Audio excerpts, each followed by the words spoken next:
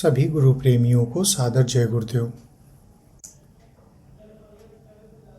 हम इस दुनिया में आते हैं, खाते पीते हैं, बड़े होते हैं और फिर एक दिन चले जाते हैं। लेकिन क्या कभी आपने 2 पल रुक कर यह सोचा है कि आखिर हमें भेजा किसने और क्यों? हम उस पक्षी की तरह हो गए हैं जो सुबह दाना चुगने निकलता है लेकिन शाम को अपने घोंसले का रास्ता भूल जाता है। आज का यह सत्संग कोई साधारण चर्चा नहीं है, ये आपकी सोई हुई आत्मा को जगाने की एक कोशिश है। स्वामी जी महाराज आज हमें वो कड़वा सच बताने जा रहे हैं जिसे हम अपनी व्यस्तता के शोर में सुन नहीं पाते। हम कहते हैं समय नहीं है, हम कहते हैं अभी तो उम्र पड़ी है, लेकिन क्या मौत आपसे पूछ कर आएगी? इस सत्संग में स्वामी जी ने महाभारत के समय का जिक्र किया है, कृष्ण के साथियों का जिक्र किया है और बताया है कि कैसे बड़े बड़े सूरवीर काल के जाल से नहीं बच पाए। अगर वो नहीं बचे तो हमारी और आपकी क्या बिसात है। यह शरीर जिसे हम इतना सजाते हैं, संवारते हैं, ये किराए का मकान है और मालिक कभी भी इसे खाली करवा सकता है। तो आइए अपने मन की चंचलता को थोड़ी देर के लिए शांत करें, संसार को थोड़ी देर के लिए भूलें, पूरे ध्यान से सुने कि आखिर उस मालिक के घर जाने का रास्ता क्या है। प्रेम से बोलिए जय गुरुदेव। जय गुरुदेव। जय गुरुदेव।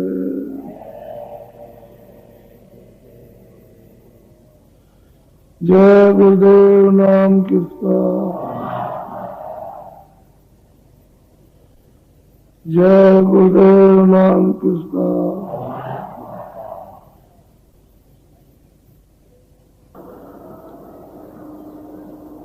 हम मनुष्य हैं, बुद्धि रखते हैं, हमको बुद्धि मिली हुई है भूत भविष्य वर्तमान को सोचने समझने के लिए, और उससे हम लोग काम लेते हैं। लेकिन संसारी प्रपंचों को, संसारी चीजों को ये नहीं समझ पाते कि क्या है। हम ही बनाते हैं, हम ही बिगाड़ देते हैं और हम ही उसमें पड़ जाते हैं। अपनी बनाई हुई चीज में आप खुद फंसते हो। ये नहीं सोचते हो कि हमको किसने बनाया। ये सोचने लगो तब तो आपकी समझ में आ जाए। तो ये सोचते हुए कि हमको किसने बनाया, किसने पैदा किया, अपनी बनाई हुई चीज पर किस तरह से उसमें लिपटते हो कि छोड़े नहीं छोड़ते। किसी को कहते हैं अज्ञानता। पशु है, पंछी है, या मथुरा के किनारे पेड़ों पर तोते रहते हैं। सुबह निकलते हैं 200 किलोमीटर, 50 किलोमीटर जाते हैं दाना चुगने के लिए। इतनी दूर चले जाते हैं और दाना, लेकिन जो अपने बच्चे छोड़ गए उनका बराबर ध्यान रखते हैं। वो वहां दाना चुगेंगे, सब कुछ होगा और अपने यहाँ रख करके और ले आएंगे बच्चों को। और जहां जहां घोंसला है, जहां जहां घर है, उसमें सीधे जाएंगे। इतनी दूर जाने पर और जब लौटते हैं तो अपने अपने घोंसले में जाते हैं, अपने बच्चों के पास। वो पंछी है, उनको कितनी याद रहती है, और आप बुद्धि रखने वाले मनुष्य तो सब भूल जाते हैं, सबके सब। तो आपको क्या कहा जाए, मनुष्य कहा जाए, कुछ और कहा जाए। मनुष्य तो बुद्धि रखता है, और वो पंछी होकर के अपना डेरा भी जानते हैं सबको। तो कहते हैं भजन करो आठों जाम। उसका हर तरह से जब आप सही मतलब समझ लोगे तो बुद्धि का सही उपयोग करोगे, और नहीं तो बड़ा मुश्किल। जब आपको भेद बताया, साधन भजन करते हो कि हमको भाई वहां जाना है, अपने घर में जाना है, रास्ते में ये मुकाम पड़ेंगे, ये टेके पड़ेंगे। मुकाम कहते हैं पड़ाव, विश्राम करने के पड़ाव। जब सुरते उधर से उतार कर लाई गई हैं तो इन्हीं पड़ाव पर ठहराई गई। ऐसे नहीं कि पड़ाव से सीधे भगा दिया, बहुत दिनों तक रुकी और फिर वहां से तो स्थान दर स्थान जब लाई गई, फिर नीचे उतारी गई। अब जब रास्ता मिल जाए, भेद मिल जाए, तो आपको क्या करना चाहिए? याद। काम कर रहे हो, लिखा पढ़ी कर रहे हो, पर उसको याद करते थे। रोटी खा रहे हो तो उसको याद कर रहे हो। रोटी तो मुंह से खा रहे हो ना, हाथ से उठाया, मुंह से खाया, लेकिन याद उसकी जब सो तो उसी की याद में सो जाओ। इसको कहते हैं आठों जाम। हर वक्त चलते फिरते, खाते पीते। और जब कमाई शब्द की हो जाए तो शब्द 24 घंटे को जाना, 24 घंटे बोलता है, एक क्षण भी बंद नहीं होता। हर वक्त आवाज सुनाई, हर वक्त बाजे सुनाई देते, हर वक्त वाणियां आती। तो कहते हैं बराबर होको सुनते रहो। यह 24 घंटे भजन करो, आठों जाम। 24 घंटे भजन करो, कभी छोड़ो मत। जब इस तरह की साधक की दृष्टि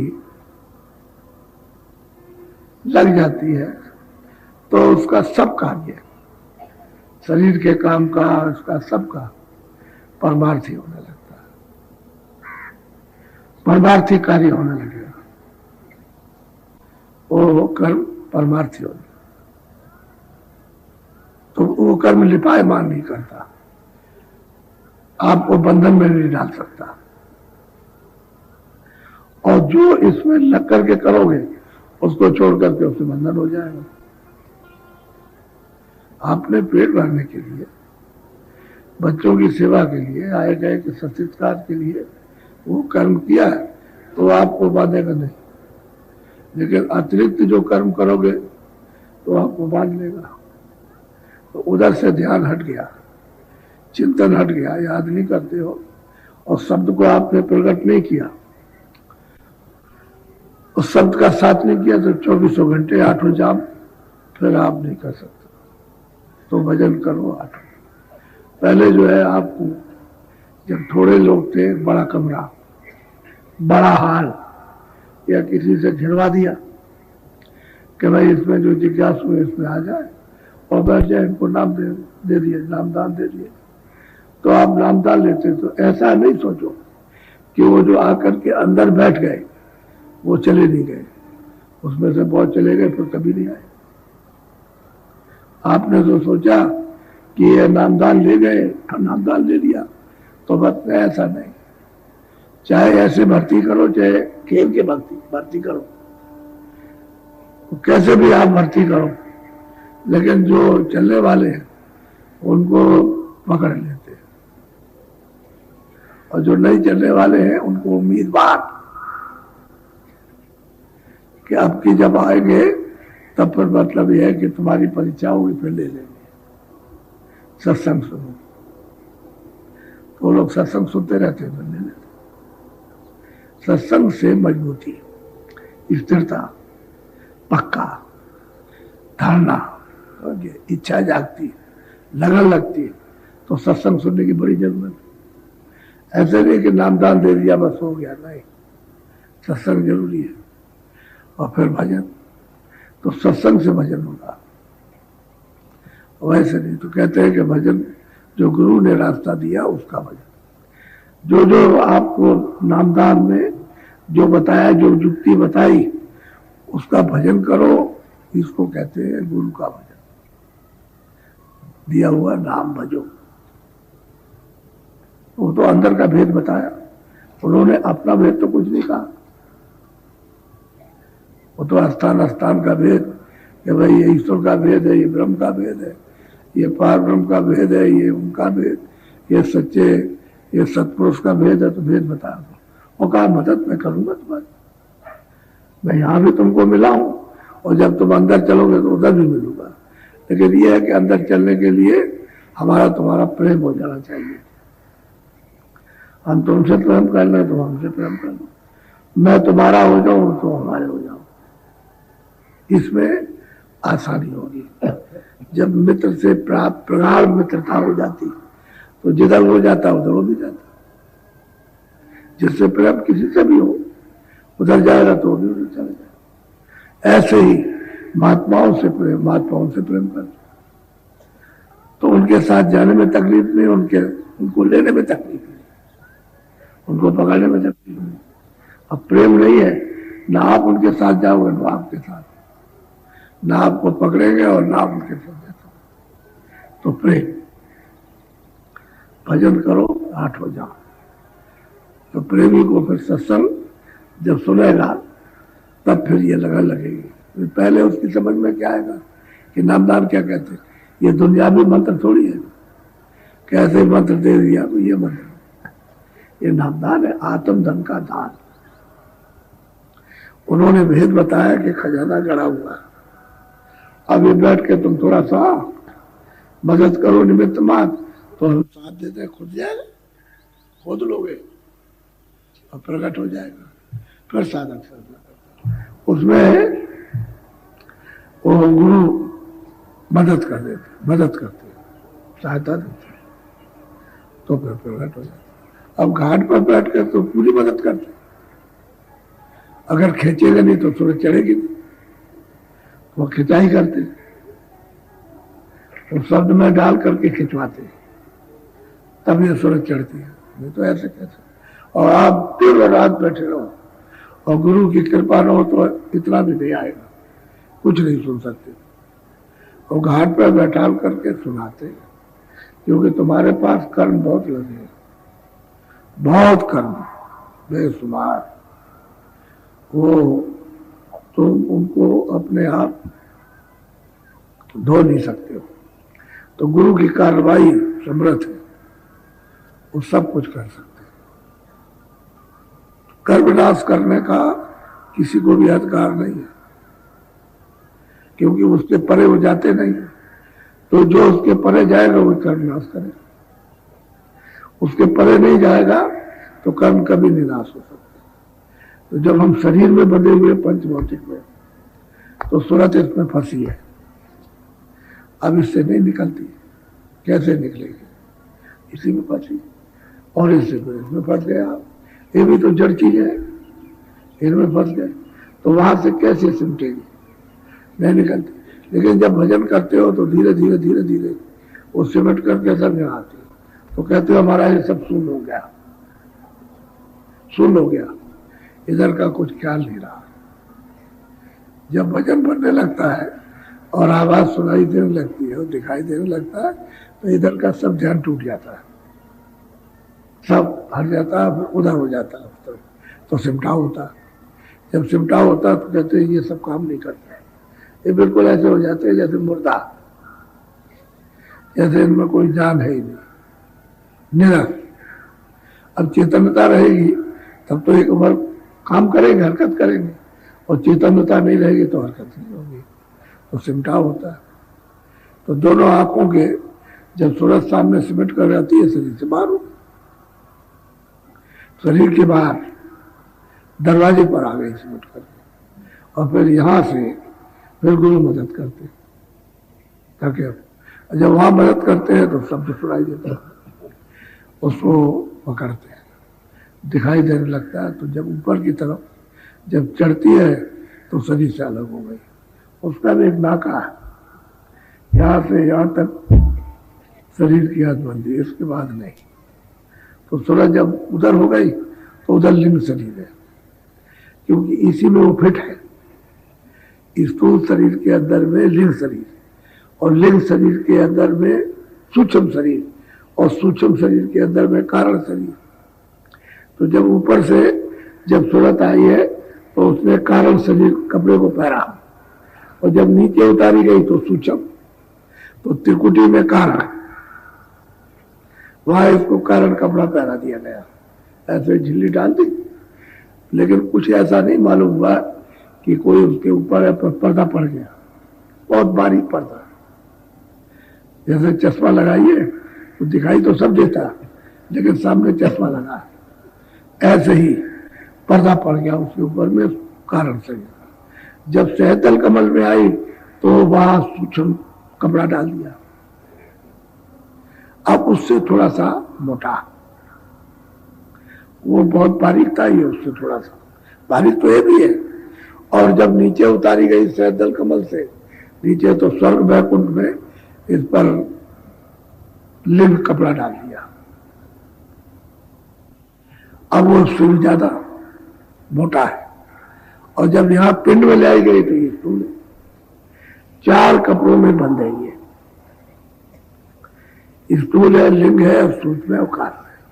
तो अब उसमें अब वही कपड़ा इसमें आ गया, तीनों इस शरीर के जब निकलेंगे तो बस अपना अपना छोड़ेंगे।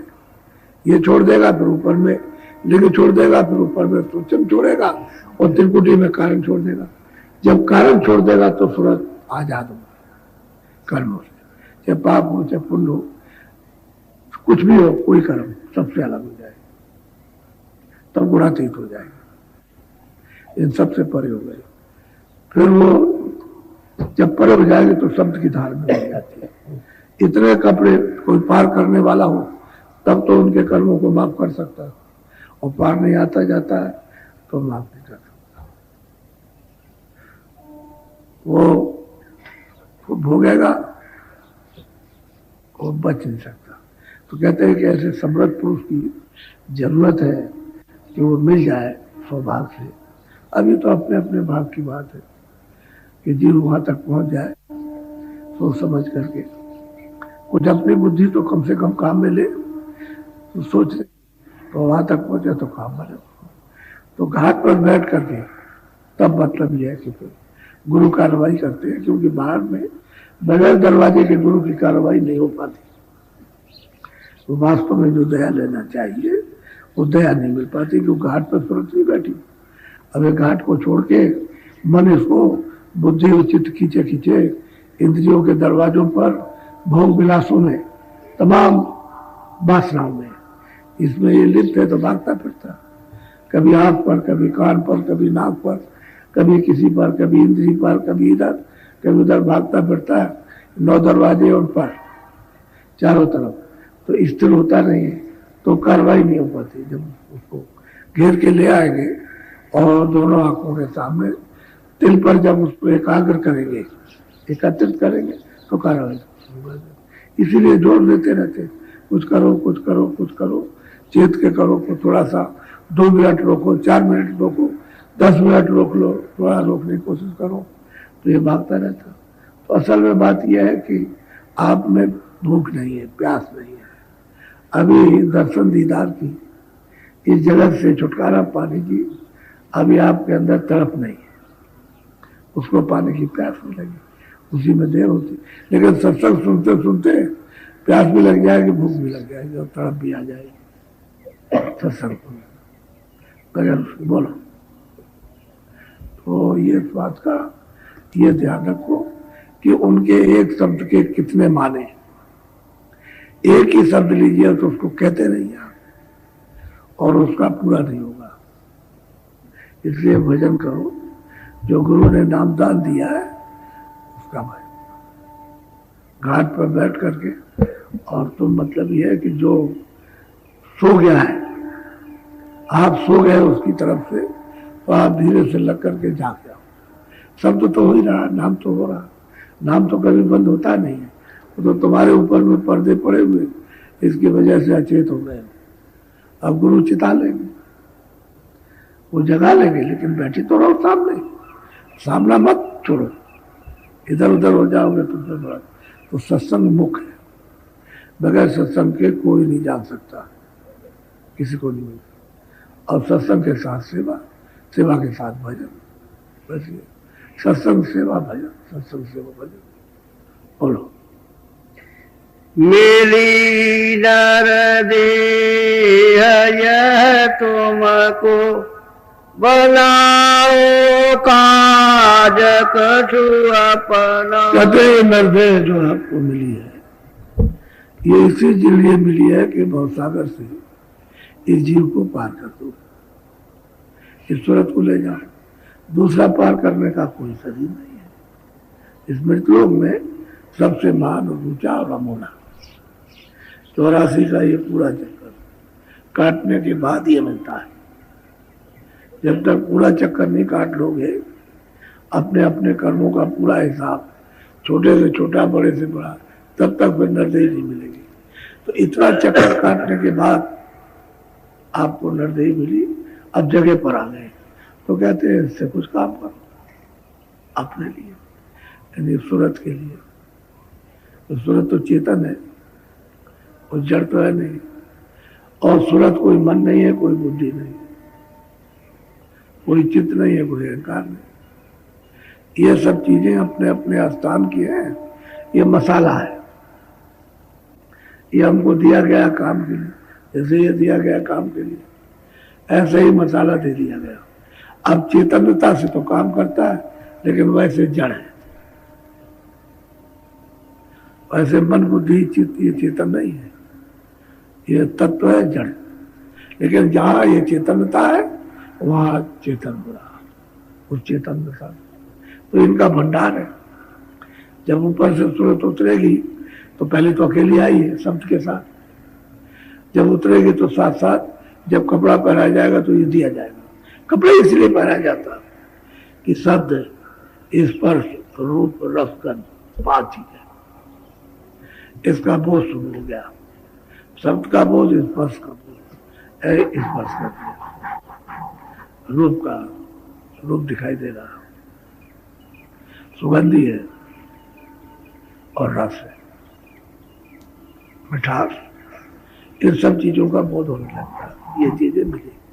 जब नीचे कपड़ा, इसको और नीचे उतार करके कपड़ा पहना गया, तो इसके साथ में मन, बुद्धि और चित्त और अहंकार 4 और लगा दिए।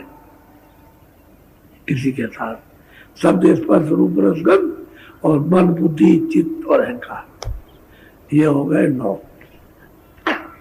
अब यहाँ सूक्ष्म शरीर 9 तत्वों का हो गया, पहले 5 का था। और फिर और जब नीचे उतारा स्वर्ग बैठुन में, तो लिंग शरीर 17 तत्वों का। उसके साथ क्या किया? 10 इंद्रिया और मन, बुद्धि, चित्त और अहंकार, 10 4 14, और रजोगुण, तमोगुण, तपोगुण, ये 17 तत्वों का ये लिंग शरीर है। और जब यहां मृतलोक में यहां उतारा तो खाली 5 तत्व, जल, पृथ्वी, अग्नि, वायु, आकाश, उसका ये खोल है, ये यहां का। तो कहते हैं मिली नरदेह तुमको अब की, बनाओ कुछ काज अपना। कहते हैं अपना काम कुछ करो, तुम जिधर से आए हो उन्हीं को उलट चलो। लेकिन उल्टोगे कैसे? कोई जानकार उल्टा हुआ मिले, कोई जानकार अनुभवी को मिल जाए तो उसके पास जाओ। अब खोज करते रहोगे कोई तो मिल जाएंगे। अगर कोई आदमी निकले कि भाई मैं चलता हूँ कहीं खोजूंगा, तलाश करूंगा, तो उसकी खोज व्यर्थ नहीं है, वो वहीं जाके रुकेगा।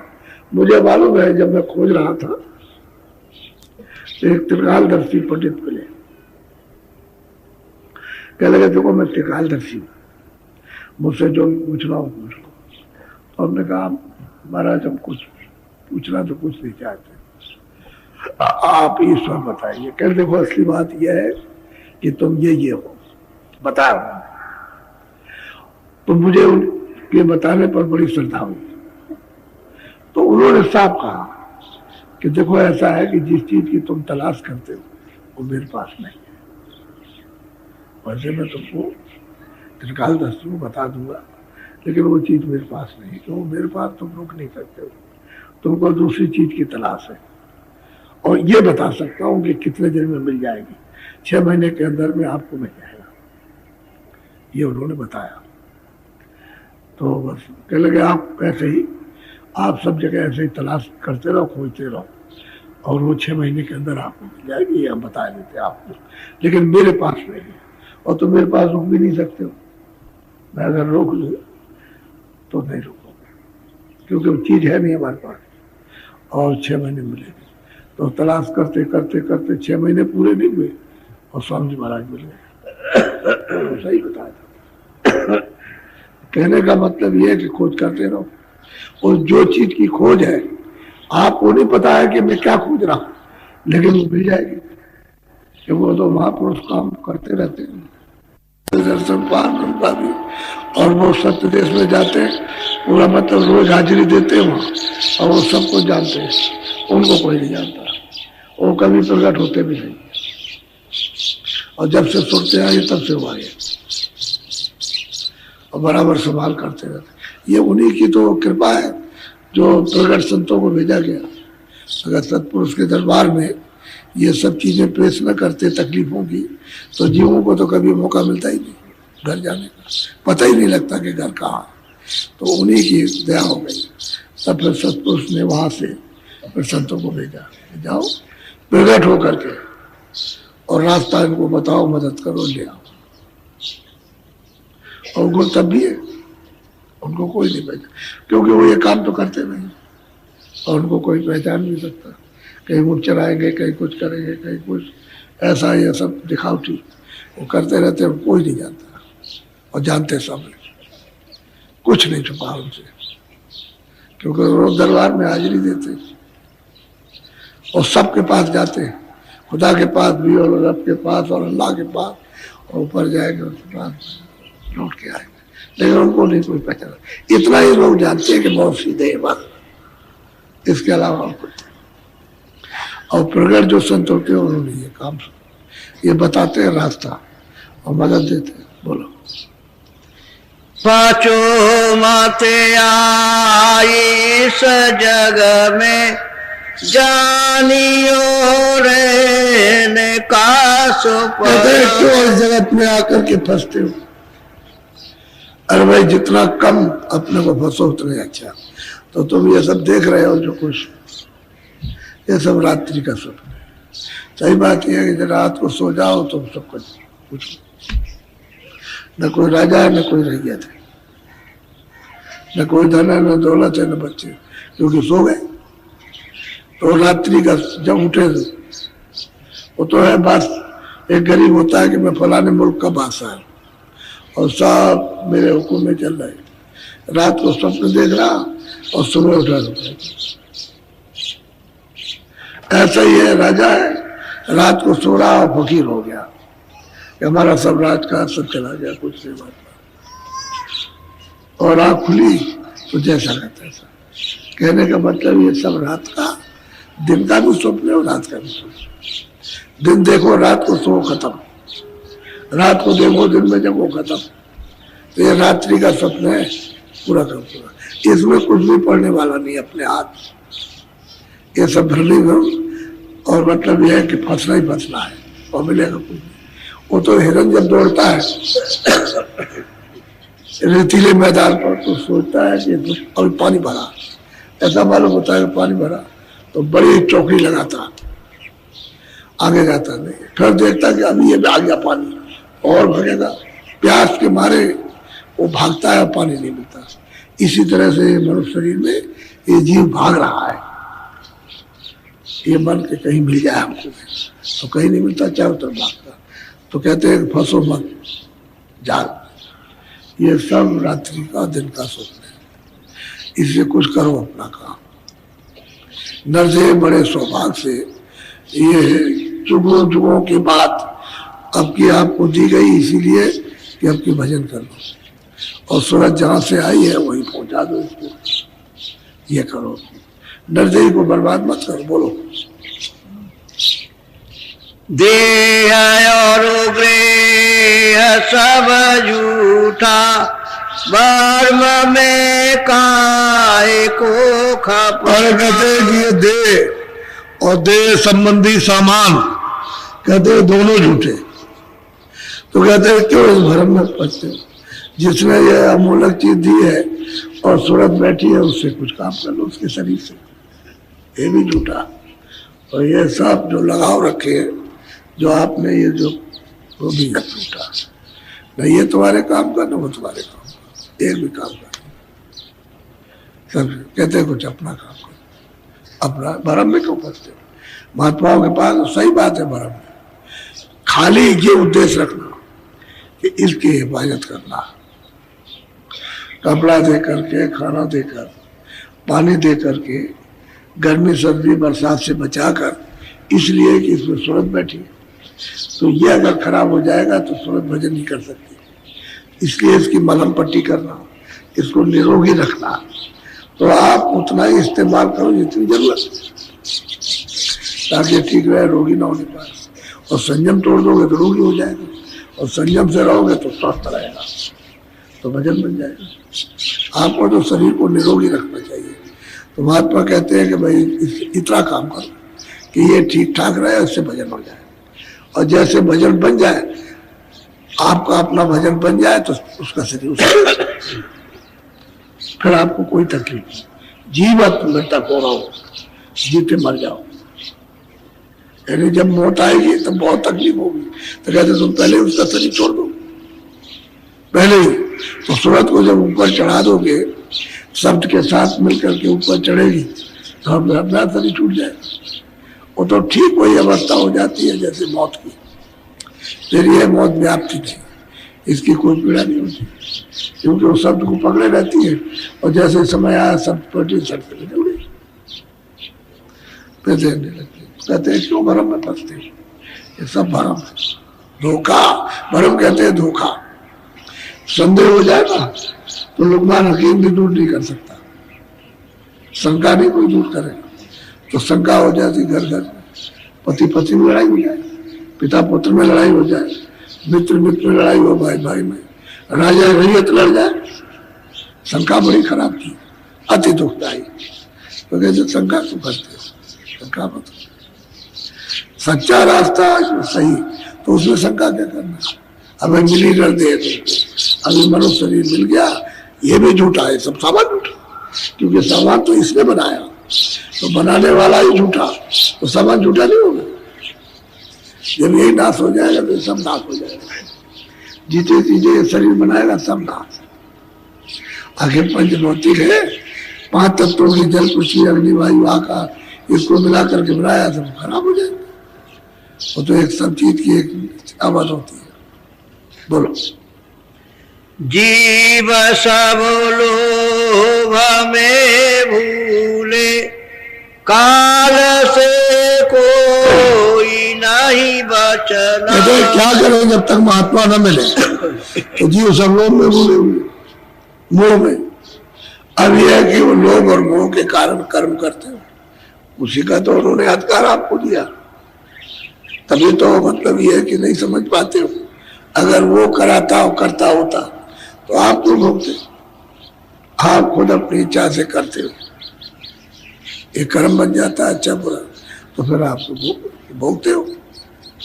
तो जीव सब लोग में भूले, इसलिए कहां से कोई, यानी मौत के जाल से और 4 खानों से, नरकों से कोई बच नहीं सकता। सबको जाना बचेगा कोई नहीं, एक तरफ से चले जा रहे हैं। बोलो। नहीं कोई राह बचने की, जले सब नरक की आगे। कहते हैं कोई रास्ता बचने का नहीं है। वो कहते हैं साफ जा करके नरक, वो सीधे माने जाए। जब ऐसे 5 पांडव, जब ये महाभारत हो गया तो उन्होंने रोक दिया, कृष्ण ने रोक दिया कि तुम ठहर जाओ, किसी को मत ले आना, पीछे से आना, तो उनको रोक दिया कि सब जाने वाले थे उसमें, जहां 56 करोड़ यदुवंशी मारे जाने वाले थे वहां सब जाते हैं। तो उनका ठहर जाओ, फिर उनको पीछे आना, तो उनको रोक दिया। अब वहां गए तो वहां कितनी देर लगती, वहां तो सब सामान सब तैयार, पर जरा सा बस क्या पूछना, घास उखाड़ी और उसने उसको मारा, उसको मारा, कौन मामा चाचा भतीजा कौन देखता, बचपन से ऐसे चलाया तो गर्दन किसी के हाथ तर कट के 56 करोड़ देखते देखते 60 से खत्म हो गए। तब उन्होंने कहा कि देखो बोलो, पांचों पांडव द्रौपदी के साथ सीधे चले जाए वाले में, उनको मनुष्य मारने की हत्या लगी है, सीधे जाए और बैतरनी नदी है उसमें एक एक करके डूब कर उसी में गल जाए। तब ये जब उस मैदान में गए तो किसी का धार खून की नदी, ये सब, किसी का कुछ, किसी के हाथ, किसी के पैर, ये सब। तो एक दिन पहले चार और चारन बात कर रहे थे कि चलो वहां मुर्दा पड़ा हुआ खाएंगे, खेलेंगे। चार बोला है क्या करोगे जाके, आज व्रत कर लो, बड़े बड़े सूरवीर कल यहाँ मैदान में गिरेंगे, खूब खाएंगे, कल है, कल त्योहार मनाया जाएगा। अरे क्या मुर्दे को सड़े को खाते हो, जिंदा को खाए, सामने गिरेगा तो खूब खाएंगे अच्छी तरह से। तो दोनों व्रत करते रहे और इन पशुओं को इतना मालूम कल क्या होगा, उनको इतना ज्ञान है। बिल्ली अपने बच्चों को लेकर गांव से बाहर चली जा रही हो और कोई आदमी देख ले तो गांव पर भारी घटना होने वाली, फौरन छोड़ दो, फौरन छोड़ दीजिए, क्योंकि वो बच्चों को बाहर लिए चली जा रही गांव से बाहर। ये पशु भी आपको बोध कराते हैं कि घटना होने वाली है और आप उसको भी नहीं समझ पाते, तो कोई क्या करेगा।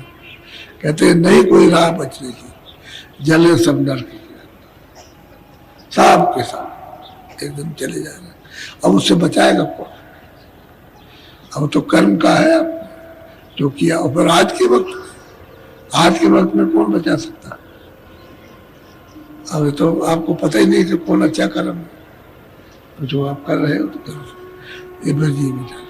और उसके लिए क्या है, वो तो एक खेल है उसका, 3 लोग के मालिक का, क्या बिगाड़ने में देर लगती है, कुछ नहीं। ये देर तो जीवों की है कि जो वहां से आए हैं और यहाँ रात और दिन, मतलब यह है कि किस तरह से वो यातनाएं भोग रहे और कोई उनके लिए बचाने वाला नहीं, हमदर्द नहीं है। अब ये तो उनको क्या है, और तो शासन कर रहे हैं, उनका तो एक खेल ही है जीवों को फंसाने का, ताकि आगे ले जा सके, और उन्होंने रोक लिया। अब कोई बच सकता है, कोई महात्मा मिल जाए तो बच जाएगा, तो बचने वाला कोई नहीं। बोलो, जलेंगे आग में निस दिन, गौरी भोगे जन्म। और कहते हैं कि नरकों की आग में, हाँ वो मैं कह रहा था कि जब उन्होंने पूछा कि भाई हमको क्या आदेश कर गए, कह लगे तुमको मनुष्य मारने की हत्या लग गई, किसी को मुंह मत दिखाना और सीधे चले जाओ मुंह ढक करके, और सब के सब नदी में गिर जाओ। सब गए। जब वहां गए तो वहां एक एक करके जब नदी में गिरे तो हमने भी वहां देखा जाकर, उंगली को ऐसा डालिए, बस ये खड़ी उंगली हो गई, उसको ऐसे नहीं कर सकते, इतना ठंडा पानी है। जरा सा पानी सिर पर डाल लिया तो जैसे कि कोई सब्जी चौंकते हैं ऐसा चुंड से हो गया, कुछ पता नहीं, इतना ठंडा पानी। तो जब वो नदी में गिर गए तो देर क्या लगती है, गल गए। अब एक एक करके गिरे, सब गल गए सब, और सीधे नरक में, यानी कृष्ण के साथ उपदेश सुनते रहे, आगे पीछे चलते रहे, कभी उन्होंने रथ चलाया, कभी उन्होंने, और बैठे रहे एक दूसरे, और जब मृत्यु हुई तो सीधे नरक। तो जब कृष्ण के साथी नरक को जा सकते, आपने तो कृष्ण को नहीं देखा, एक सोचने की चीज है, आपने तो राम को नहीं देखा। आपका क्या होगा, जो उस समय के लोग जा रहे साथी, उपदेश सुनने वाले, उनके दर्शन करने वाले वो चले जा रहे हैं। तो अब बताइए, अब ये सोच विचार सब खत्म कर दिया। क्यों? लोभ और मोह। लोभ में सब खो डालते हो। लोभ आया तो कुछ नहीं, सब कर्म धर्म सब खत्म हो गया। तो लोभ ने सब बर्बाद कर दिया। लोभ से ज्ञान नहीं होता, इसलिए कहते हैं ये सब। और फिर जब नरकों से निकलेंगे तो जन्म हो गए, कहते हैं जन्म और मरना। फिर 4 खानों में ये पशु पंछी कीड़ों की योनि में डाल करके जन्म मरो। ये कहते हैं कि ये दशा जीव। कहते हैं मिली नरदे कुछ अपना अब की काम कर लो, नहीं करोगे तो ये दशा होगी। बोलो, ये महापुरुषों के सत्य वचन है, इसको कोई काट नहीं सकता। सत्य है, कटु सत्य है, इसमें हेर फेर नहीं। बोलो, भटकते वे फिरे खानी, नहीं कुछ ठीक उन लगा। अब कहते हैं खान यानी पशु खान नहीं, पंछी खान में, कीड़ों की खान में कहते हैं कि भटकते। अस्थावर खान, उसमें कहते हैं कहीं भी भटकते फिरते, जलते मरते कटते, मतलब कहीं ठीक नहीं, कहीं ठिकाना लगने वाला उनका है ही नहीं कि कोई उनको बचाए। अब ये सब कर्म भोगने के बाद तभी दर्दही मिली है, इतना तो उठाने के बाद। और अभी फिर वही कर्म करने लगे, वही जाने का, वही फिर करने लगे, वही लौटने का। अभी भोग करके आए, रो करके आए हो, अब फिर वही शुरू कर दिया मजा लेने के लिए। कितने दिन का मजा, खाली आदत पड़ी हुई है और कुछ मजा तो है ही नहीं। अगर मजा मिल जाए तो फिर क्या बात, फिर मजा मिल गया। ये तो आदत है, एक स्वभाव पड़ा हुआ। वो मुसलमान कहते हैं, हमने उनसे कहा, हमने भाई ये तो मुर्दा है, ये क्या करते हैं? कह रहे क्या बताया जाए, हकीकत आप कह रहे हैं लेकिन जायका है, तो मैंने कहा इसमें जायके में तो तुम फंस जाओगे। फिर तुमने खुदा को देखा? कह रहे खुदा को नहीं देखा। हमने क्या बार नमाज पढ़ी, कितने बार पढ़ते रहो? कि नमाज तो हम पढ़ते रहे वैसे, तो कभी झलक आए क्या? झलक कर। तो मैंने कहा ये जो काम करते इसमें खुदा की रूह नहीं है। कहते हैं रूहों पर रहम करो, खुदा कहता है रूहों पर रहम करो, जीवों पर दया करो। तो ये क्या करते हो? हमने क्या ऐसा लिखा हुआ उसमें कि रूहों को इस तरह से तुम सताओ? तो कहने का मतलब यह है कि सब चले जा रहे हैं, सब के सब एक तरफ से चले गए नरक की। और नरकों की तकलीफ, वहां की यातनाएं एक बात की है, करोड़ों बात की यातनाएं, किस तरह से चिल्लाते हैं, सड़ाए जाते हैं, काटे जाते हैं, जलाए जा रहे हैं, किस तरह से। और वहां देखा महात्मा महापुरुषों ने जब देखा तभी तो उन्होंने कहा अगर वो नरक ना होते, दोजख ना होते तो कहते क्यों? 4 खाने अलग हैं और ये नरक मतलब दोजख अलग है, तो उसमें जीवों को क्या क्या यातना है तो देख करके ही बताते, ऐसे नहीं बताते। बोलो, दया करे संत और सत्य गुरु, बतावे नाम का जप। कहते हैं कि जो दया करते, जो गुप्त संत है वो भी दया करते हैं, और जो प्रगट मिल जाते हैं वो दया करते हैं। कहते हैं फिर कहते हैं जब प्रगट मिलेंगे तो नाम का कहते हैं कि भजना, नाम का भजना, भजन करना, वो आपको बताएंगे।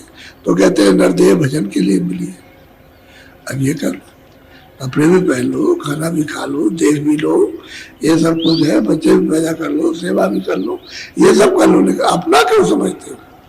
ना तुम इनके और ना ये तुम्हारे। सेवा के लिए दिया गया तो एक दूसरे की सेवा प्रेम से करो। अतिथि आ जाता है तो सेवा नहीं करते, सेवा अतिथि की सेवा, लेकिन वो जानता है कि थोड़ी देर के बाद चले जाएंगे, ऐसी सेवा कर दो। वो 2 घंटे का मेहमान, कोई 4 दिन का मेहमान, कोई महीने का मेहमान, और वो 10 बरस का मेहमान, कोई 20 बरस का। सेवा कर दीजिए। अपना क्यों समझते हो कि ये मेरा सेवा? आपको जिम्मेदारी दी है, सेवा कीजिए। तो जो सेवा करते हैं वो उनका मन उसमें लगता है, सेवा कर देते। तो महात्मा को ऐसा थोड़ी कि सेवा नहीं करते, सेवा करते, लेकिन उसमें मन तो नहीं देते। तो सेवा करो आप, ऐसा रहना चाहिए। बोलो। न माने जोक्ति यह उनकी सूरत और शब्द का गए। और वो कहते हैं कि भाई महात्मा कहते हैं भाई तू अपना काम कर ले, तो ये उनकी जुक्ति नहीं मानता कि जिससे कि सूरत शब्द को पकड़ के निकल चले, अपने घर में, अपने वतन में, अपने देश में, अपने धाम में पहुंच जाए। वो काम नहीं करते, वो इसी में लगे रहते, इसी को मुख्य समझते। तो समय निकला जा रहा है, क्या है? समय निकला जा रहा है, जवानी का जोश खत्म हो गया। बात फिर क्या, वे तो कुछ कर ही नहीं सकते। अभी तो कर सकते हो, लेकिन जवानी गई, बस कर गई। अरे पहले कुछ कमा के रख लो तो बुढ़ापे में खर्च कर लेना। कमा के रखोगे तो काम आ जाएगा, तब तुम्हारे काम आएगा। और कमाई कुछ नहीं करोगे, रहेगा नहीं, तो फिर क्या करोगे आप? बोलो। बिना सतगुरु बिना करनी छूटे नहीं खाने का। ये बात सत्य है कि बिना करनी और बिना सतगुरु, सतगुरु नहीं मिलेंगे तो करनी आप नहीं कर सकते, उन्हें भजन नहीं कर सकते, रास्ता आप नहीं जान सकते। जब सतगुरु मिल जाएंगे भेदी, तो जब बताएंगे रास्ता, तो आप तब भजन करो। करनी कहते हैं भजन को, तभी सूरत शब्द के साथ जुड़ेगी, क्योंकि शब्द का भेद बताएंगे। नाम का जब भेद देंगे तो फिर सूरत शब्द के साथ जुड़ेगी। और अगर नहीं मिले और नहीं करने की, तो ये खानों का, 4 खानों का, 84 लक्ष योनियों का और नरकों का ये फेरा नहीं छोड़ सकता, ये लगाना ही पड़ेगा सब जीवों को। अभी आए मनुष्य शरीर, फिर जा रहे वापस लौट, वो तो रास्ता खुल गया, सीधे उधरी को जा रहे, चले जा रहे हैं, उनका तो कोई ध्यान नहीं। तो कहते हैं बिना सतगुरु और बिना करनी छूटे नहीं खान का। 84 का नरकों का ये फिर से फेरा बचेगा नहीं, जाओ। ये फैसला उनका, ये सत्य है, और सत्य इसमें कोई गुंजाइश नहीं। बोलो। कहाँ लग में कहूँ न को कोई नहीं मानता कहना। अब वो संत जब आते हैं तो कहते हैं मैं क्या करूं, क्या कहूं। मैं इनको बहुत समझाता हूं कि भाई आगे बहुत तकलीफ से भोग के आ रहे, फिर जा रहे हो, फिर तकलीफ उठाओगे, फिर रोओगे, तुम्हारी कोई सुनेगा नहीं। कहते कोई मानता नहीं, आगे चले जा रहे हैं। ये इन्हीं भोगों विलासों में, इसी मोह ममता में, इसी में चले जा रहे हैं, लोभ में, और फिर गिर जाएंगे जाकर। तो इनको कोई निकाल नहीं। अब यही तो है कि उसने तपस्या करके जीवों को मांग लिया। अब मालिक जो है ऐसे नहीं ले सकता, क्योंकि आपने दिया है उसको। जब आपने दे दिया, ऐसे नहीं ले सकते। भाई इतना तो बस इतना ही है कि आप उनसे प्रेम कर लो, बस उनको मान लो, पर इतने में काम कर देंगे। और आप उनको नहीं मानोगे तो फिर नहीं। बस केवल एक ही रास्ता रखा वापस जाने का, प्रेम। और महापुरुषों से प्रेम कर लो तो आपको ले चले। फिर उसमें कोई किसी तरह की जबरदस्ती जुल्म जोर ये नहीं है, और प्रेम कर लीजिए। और ये उसने भी कहा कि तुम भजन कर सकते हो, मैं रोकूंगा नहीं, लेकिन मेरे देश का जो नियम बिगाड़ोगे आप, तो मैं उसकी सजा दूंगा। मैंने 4 खाने, जेल खाने बनाए, बड़े बड़े कठिन कारागार, उसमें बंद करूंगा, सजा दूंगा। और नहीं तो तुम भजन कर लो, नहीं हम नहीं रोकेंगे उसको। और महापुरुष कहते हैं तुम प्रेम कर लो। तो कहते हैं कि जब तक सतगुरु नहीं मिलेंगे तब तक खान का ये फिरना नहीं, फिरा छूटेगा नहीं। वो अगर मिल जाए तो छूट सकता है, क्योंकि सूरत को शब्द के साथ जोड़ देंगे, और जुड़ेगी तो फेरा टूट जाएगा। फिर फेरा नहीं करना है, 4 खानों का 84 गच्ची और नरकों का, और बिना उनके मिले काम बनेगा नहीं। बोलो। हुए मन मुख फिरे दुख में, वचन गुरु का नहीं कहते हैं मनमुख, यानी बच्चों को नहीं सुनते हैं, मनमुख हुए और भोगों में रत है, और वैसे भटकते वो है दुखी, रोते हैं, चिल्लाते हैं कि बड़ी तकलीफ है। यहाँ तमाम लोग आते हैं, सीधा सर्टिफिकेट मांगते हैं, अच्छा जबान से कह दीजिए कि हम ठीक हो जाएंगे। अरे भाई क्यों, कुछ करनी करो, थोड़ा बहुत तो कुछ करो ना, और सीधे आकर के सर्टिफिकेट दे दिया, लिख करके बस कह दीजिए सीधा सीधा। आप सुनिए तो आज ताज्जुब होगा आपको कि इनको किसने बता दिया। सीधा चले आते एकदम से, सीधा यही कहते हैं कि आप कह दीजिए कि हम अच्छे हो जाएंगे, ये हो जाएगा, वो हो जाएगा, बस सर्टिफिकेट पहले मांगेंगे, सत्संग भी सुनेंगे, काम वही करेंगे जाने। तो कहते हैं बहुत समझाता हूँ लेकिन वचन नहीं मानते, और लौट लौट करके वही रास्ता पकड़ते, जहां से लौट करके आए रो रो करके वही रास्ता पकड़ लिया, फिर चले जाएंगे। कहते हैं वचन गुरु का मनमुख हो गए, मनमुखी। अरे मनमुखी है, मालिक को ना याद करें, घट में बैठा हुआ दरवाजे पर और उसको ना पाए, तब मनमुखी है। और क्या है, रास्ता दरवाजा छोड़ करके भगे चले जा रहे। फिर इतने बड़े किले का दरवाजा मिलेगा कैसे? आपकी नरदेही में तो मिल सकता, अब फिर नरदेही में चले गए तो वहां कहां से कैसे पकड़ोगे दरवाजा, अंदर कैसे प्रवेश करोगे? तो जब जब नरदेही मिली है द्वार पर बैठा दिया, ये दरवाजा है पौसागर से पार जाने का, तो आपने दरवाजा वही बैठे हो गई, और फिर उसी तरफ को चले गए, दरवाजे के अंदर नहीं गए, किले के बाहर ही गए। फिर कर्मों में फंसा दिया उसने, और कर्म करता तो अपना काम करेगा, क्योंकि सहजल कमल में ईश्वर ने, निरंजन भगवान ने ब्रह्मा विष्णु महादेव को सब दे रखा काम, ये उत्पत्ति और प्रलय और पालन।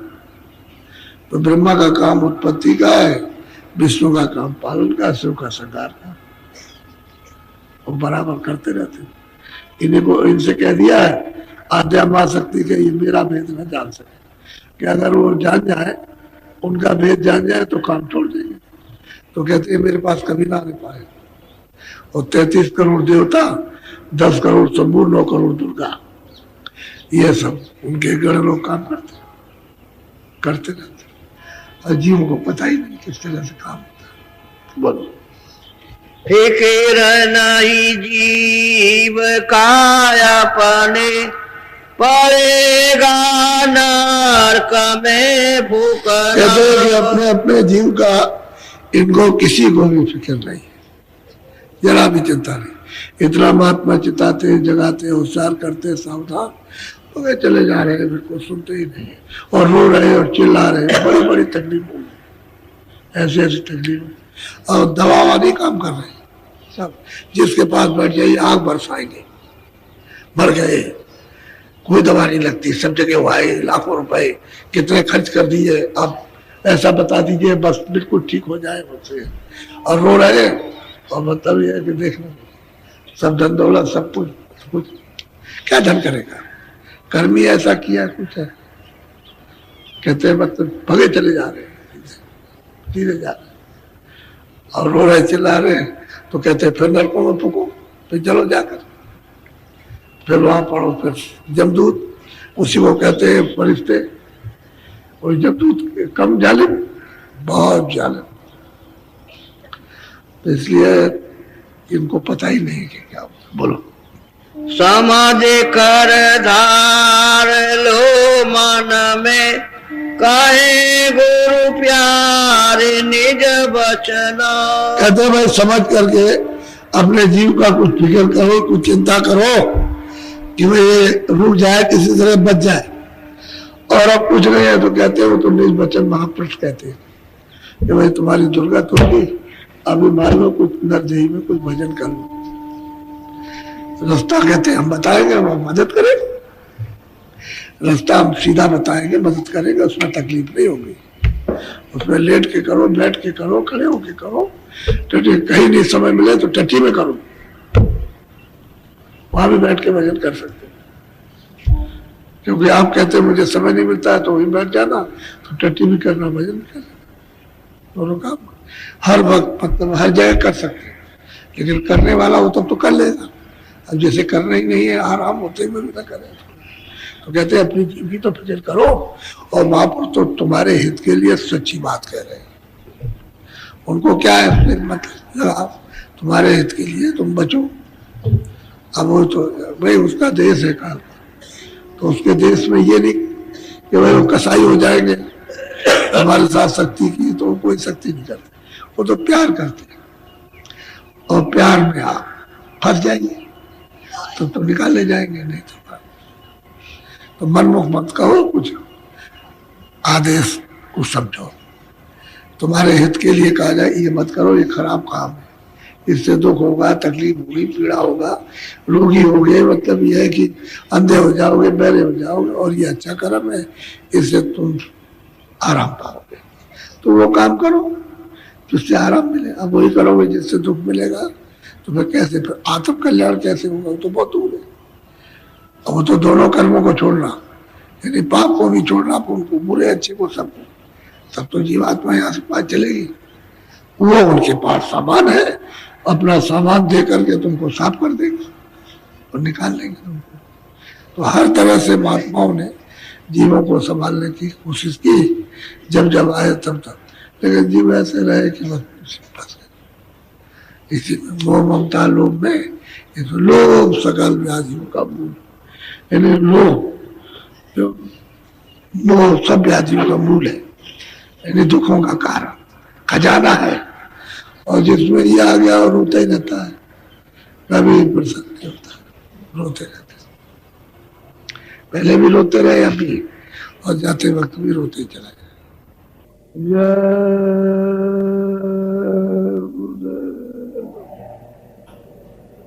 जय गुरुदेव। अभी आपने स्वामी जी के मुखारबिंद से जो अमृत वचन सुने, वो सिर्फ शब्द नहीं थे, वो एक चेतावनी थी। स्वामी जी ने कितनी बड़ी बात कही कि हम बहानों में जी रहे हैं। हम कहते हैं कि भजन के लिए समय नहीं मिलता, लेकिन सच तो यह है कि हमें उस मालिक की याद ही नहीं आती। सोचिए, एक जानवर या एक पक्षी भी अपने नियम का पक्का होता है, उसे अपना घर याद रहता है, लेकिन इंसान जिसे बुद्धि मिली है, वो अपनी असली घर, अपने सतलोक को भूलकर इस मिट्टी के खिलौने में उलझ गया है। स्वामी जी ने स्पष्ट कर दिया है कि जब वक्त आएगा तो ना ये शरीर साथ जाएगा, ना धन दौलत, और ना ही ये रिश्ते नाते। यहाँ तक कि इतिहास गवाह है, बड़े बड़े अवतारों के साथ रहने वाले भी अगर भजन नहीं करते, अगर नाम की कमाई नहीं करते, तो उन्हें भी कर्मों का हिसाब देना पड़ता है।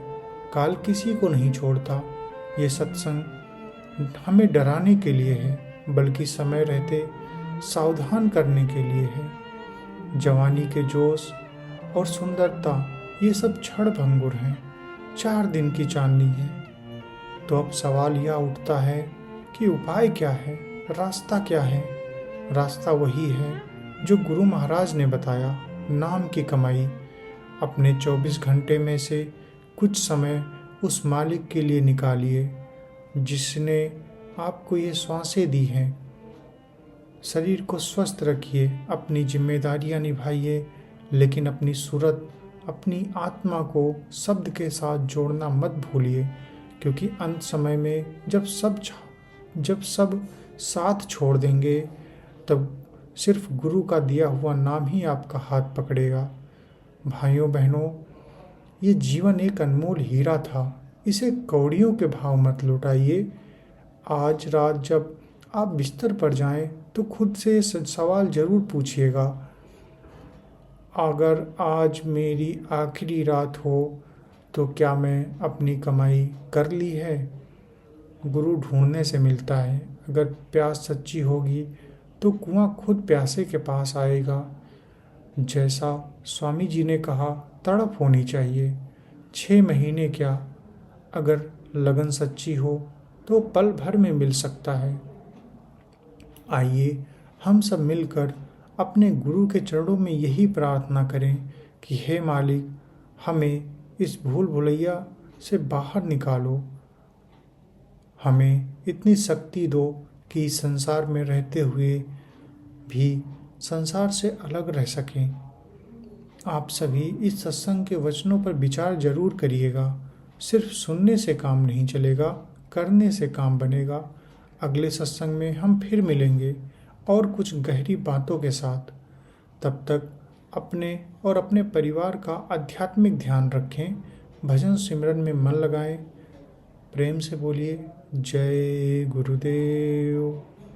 अगर आपको ये सत्संग वीडियो अच्छा लगे तो आप इसे लाइक कीजिए, चैनल को सब्सक्राइब कीजिए, अन्य प्रेमियों तक जरूर शेयर कीजिए। जय गुरुदेव।